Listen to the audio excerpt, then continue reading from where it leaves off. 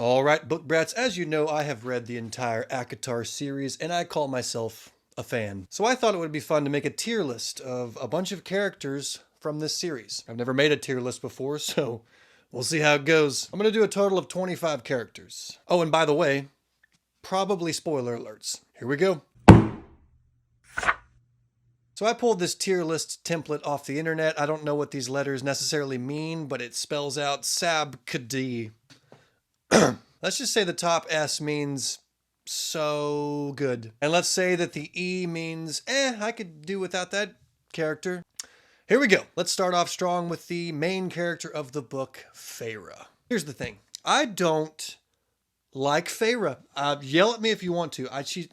Why? She starts off strong in the first book, but by the end of the 5th book, it's just like, can you whine anymore, please? I was waiting for her to just turn on the awesomeness in her life to where she becomes this great female character like Aelin Galathynius from Throne of Glass, but it never happened. I caught glimpses here and there, but all in all, she's just So I'm gonna put her in the B tier.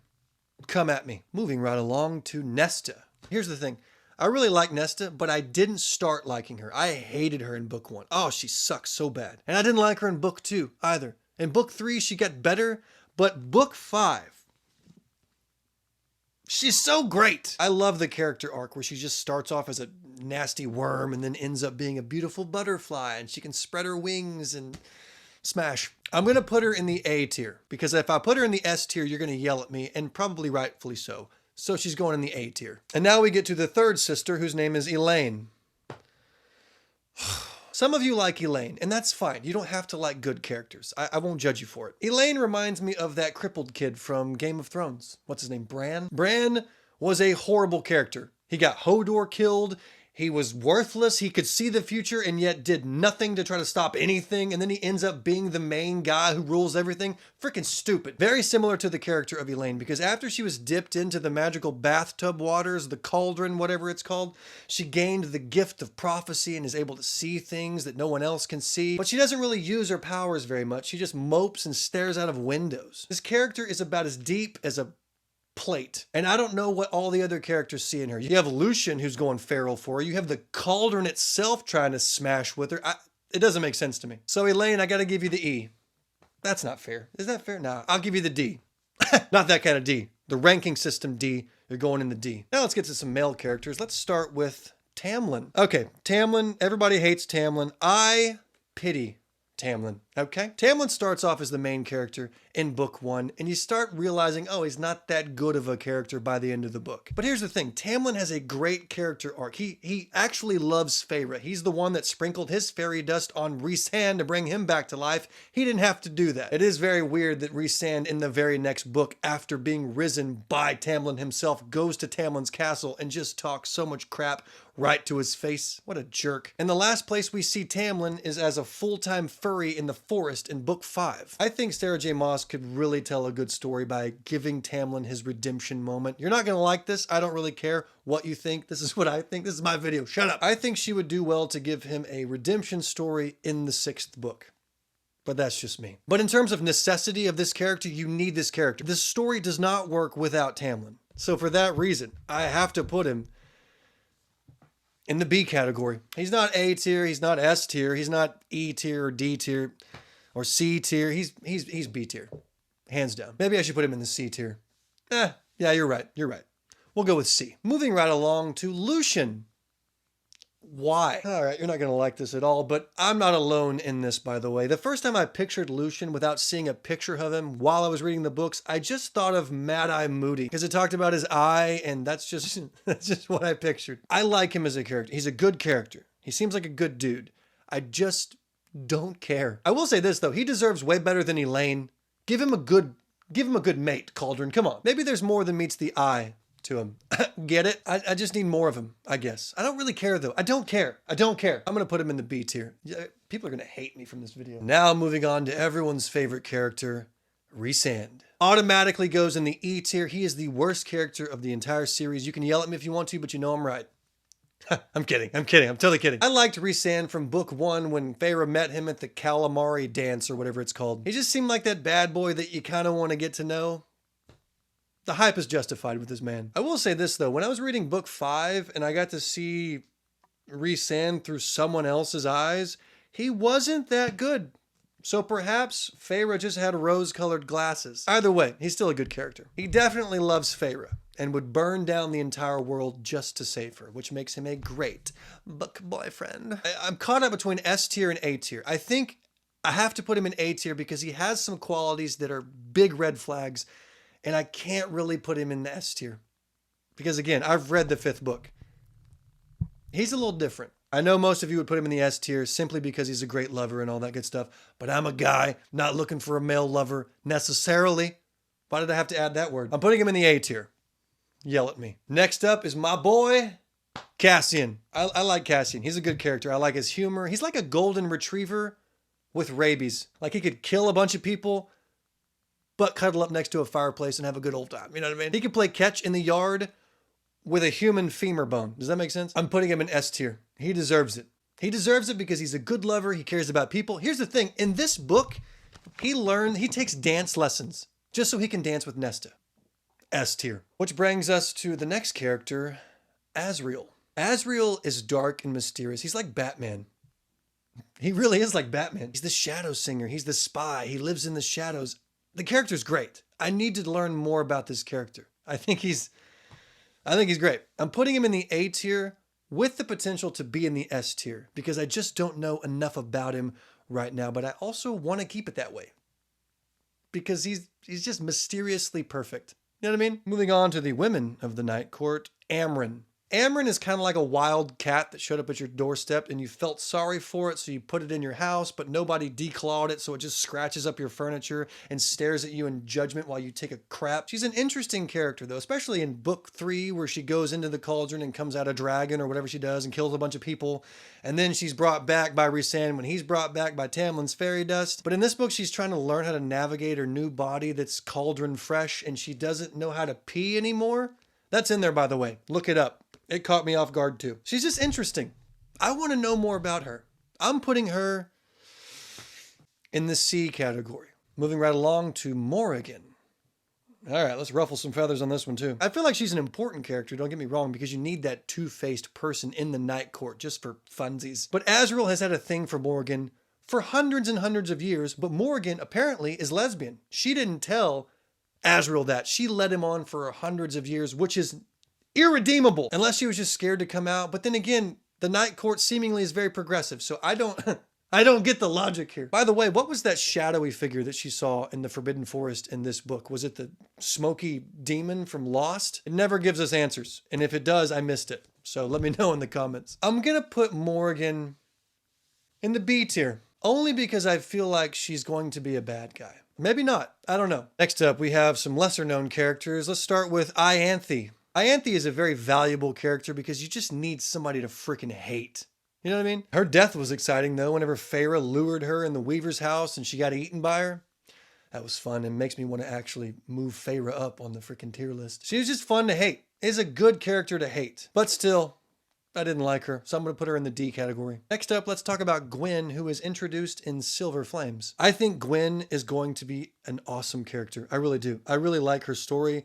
I just like her. I want to hear more of Gwyn in the next book. I feel like she has a lot to offer. So I'm going to put her in the B category with potential to be in the A category.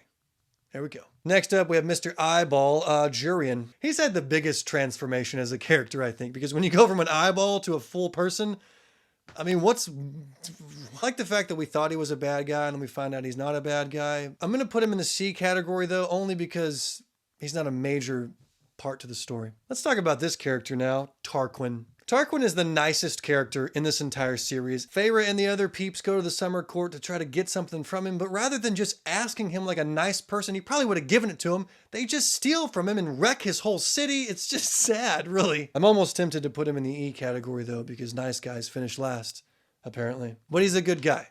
He's a good guy who needs to be a little bit more firm with his life. I'm going to put him in the B tier. I want to move him up higher, but I don't think he deserves it as a character. You know what I mean? A couple of other random High Lords. Let's talk about Eris for a second. So Eris is the heir to the basic white girl court, aka Autumn Court. I don't know though, Eris kind of sucks because he broke off the engagement with Morrigan, but then again, Morrigan didn't want to marry Eris, so he kind of had to break it off. So maybe he saw the fact that she didn't want it, so he just broke it off. I don't know. Either way though, this whole dilemma that they went through had her tortured by her own family, I think, if I remember correctly. But I also understand if he broke off the engagement because she didn't want it, I don't know. It's complicated. I'm going to put him in the D category until I find out some more information about him. Next up, we have Helion. I don't know a whole lot about Helion other than the fact that he and Cassian seem to get along. There's one part in Silver Flames where Cassian is thinking about all the fun stuff he just did with Nesta. Helion sees that on his face, kind of, and he asks him, "What are you thinking about?" And Cassian looks at him and says, "Your mother." And then Helion looks at him and laughs and says, "I knew I liked you." It's just a good vibe. This is a good, why not? Come on. So if you're going to respond like that to my boy Cassian, you get to move up in the tier list. I'm going to put you at B. You're going on B. Next up, let's talk about The Cauldron. The Cauldron is going to be my first and probably only E tier character. I don't understand the motives of The Cauldron. I don't even know what The Cauldron really is. It's just the most confusing character in the story. There's one part in A Court of Wings and Ruin where the Cauldron is described as walking, sneaking through the house and singing like it's a freaking gothic Kool-Aid man on Broadway, and it ends up stealing Elain. Why? Plus the feet of the Cauldron have been taken. It's like, control your body, Cauldron. I don't know. I just don't like the Cauldron. Please don't strike me down right now, Cauldron. So yeah, E tier. All right, next up we have the King of Hybern. Let's start with the fact that this guy doesn't even have a freaking name. What is his name? Does it ever say his real name? I don't think it does. Bob? Billy? Catherine? Who knows? Jules? Why not? I think he's a good villain, and you need a good villain. The best villain is not him. The best villain will be up next, but he's a good villain. So I'm going to give him B category. Not because he's a good character. This is not a tier list based on good versus evil. This is a tier list based on, is it a valuable character? Is it enjoyable to read? Next up, we have the biggest villain in the story. Amarantha. Dude, Amarantha is the perfect villain. She's just free. I remember reading the first book and it getting to her at the very end and just the things she does and says. It's like, oh, I love the fact that I hate you. This is going to make some of you mad, but hopefully you understand where I'm coming from. She is an S tier villain. She just is. I mean, read this book again. Read the ending specifically. The torture that she does. It's just well done. So Amarantha, sweetheart, you get S tier. Side note, what do y'all think about the theory that her and Tamlin are mates and he just rejected the bond? That's why she hated him. It sounds good on paper. That's all I know. Let me know in the comments. Next up, we have the Suriel, or as I like to call him, Mr. T. The reason I like to call him Mr. T is because it's a dude who spills the tea every time Feyre goes out there. Mr. T. Why not? It's just fun. Here's the deal. The Suriel is hands down one of the best characters in the entire series. I'm not taking it back. It's the fact that it knows everything and it cares about Feyre enough to give it the information, but not enough information. So it's kind of like a drama infested thing when it shouldn't have been. I love the Suriel. I love the fact that it's playing with Feyre's mind while also helping her out. And I tell you what, spoiler alert, again, whenever it died in A Court of Wings and Ruin, that's upsetting. You're going S tier, my friend. Rest in peace. Moving right along to the Bone Carver. I don't like the Bone Carver. I know that it ends up trying to help them win the war, but it doesn't really help them at all, does it? Because it dies pretty much instantly. But I think he also wanted to die because if I remember correctly, it describes him smiling right before he's killed. I'm going to put him in the D category. Why not? Next up, we have the Weaver. I wish there was more of the Weaver in the story. I love in book 2 when Rhysand tells Feyre to steal his mother's purity ring back from the Weaver, and then Feyre ends up burning half of her house down. The Weaver is just a creepy character. It even helps them try to win the war at the end as well. Right after it eats Ianthe, which is one of the best parts in that book. So cool. Let's go. So the Weaver, I'll give you a C. Next up, we have Feyre's dad. I mean, who cares? The only good thing about this character, seemingly, is that in A Court of Wings and Ruin, he comes in with 3 ships named after his daughters. That was cute. That was about it. I mean, Feyre didn't even ask to bring him back when he was killed in the war. She brought back Rhysand because she went crazy to tell everybody to sprinkle their fairy dust on him, but she looked at her dad and said, you know what? Stay dead, Papa. So, D. Next up, we have the Worm from the Underground Trials, which is essentially a knockoff of the Triwizard Tournament. The Worm... Why did I even include the Worm? I'm going to give the Worm the E tier, simply because he didn't do his job and kill Feyre. I'm totally kidding, by the way, but I will say this.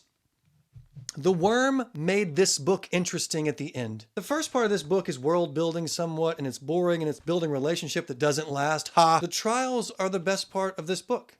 And the worm is in those trials. So I got to give the worm at least a C tier. Just because it kept me entertained after getting bored to tears. And last up, we have the people Feyre stabbed on the last trial. Oh, Lord. You know what? And I don't think I'm going to get any hatred for this at all. You're going to understand it. I know. I'm moving these people up to S tier. But specifically, the second person that was stabbed, which is the girl who just took it like a freaking boss. Saying prayers over herself, just knew it was coming, faced her death, looked her right in the eyes.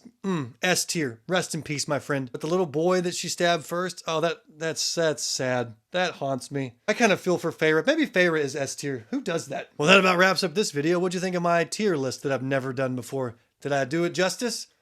Probably not. What did I get right? What did I get wrong? Who did I leave out? Let me know in the comments. Also, let me know what other tier lists should I create? What characters? What books? Let me know in the comments. And I will see you in the next video.